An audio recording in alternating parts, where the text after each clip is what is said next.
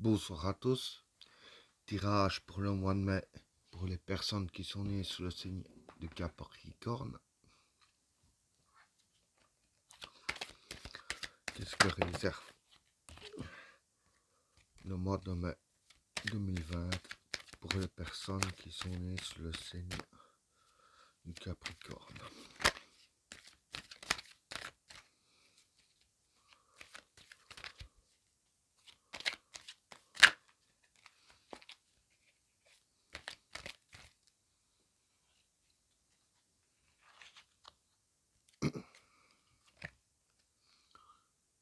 L'amour,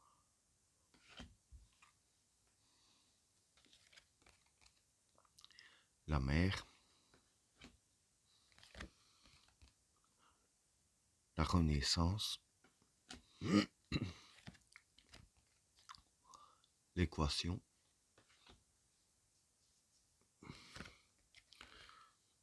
l'attachement,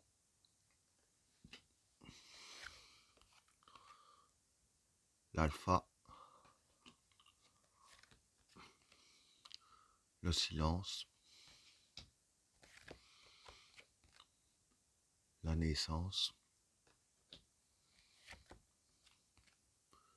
la protection, la fusion, le vide,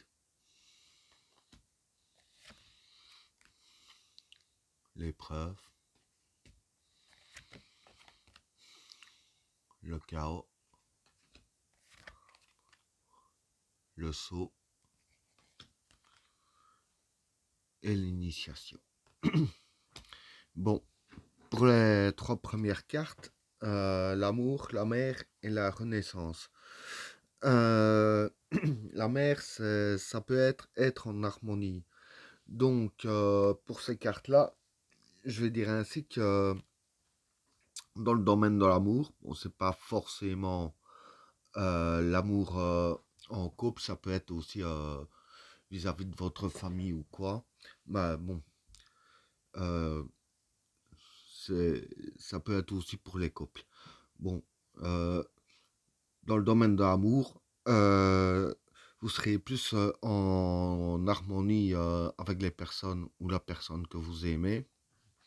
Euh, et ce sera une véritable renaissance. Ça veut dire que ça va changer. Je vais dire ainsi que voilà, ce sera une renaissance, que ce sera vu sous d'autres angles, si je peux dire ainsi. Pour les cartes suivantes, l'équation, l'attachement et l'alpha. Bon, ici, je dirais ainsi que bon, l'équation, ça représente les difficultés.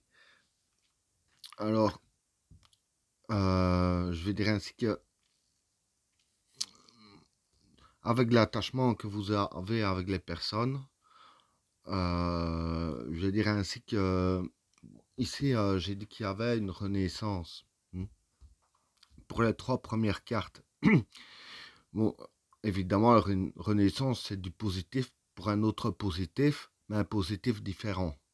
C'est le plus simple, comment est-ce que je peux expliquer, mais vous aurez quand même assez dur à vous y faire. Parce que là, ça peut représenter un peu aussi la carte d'amour, l'attachement, les personnes que vous êtes attachées. Évidemment, avec la renaissance, ce qui provoque évidemment le début de quelque chose d'autre. Ça revient au même. Mais voilà, vous aurez quand même des difficultés à vous y faire. Pour la carte suivante, le silence, la naissance et la protection. Bon, pour ces cartes-là, le silence, ça veut dire que voilà, ce qui va se passer ici, il dirait ainsi que vous n'allez pas vous en rendre compte tout de suite.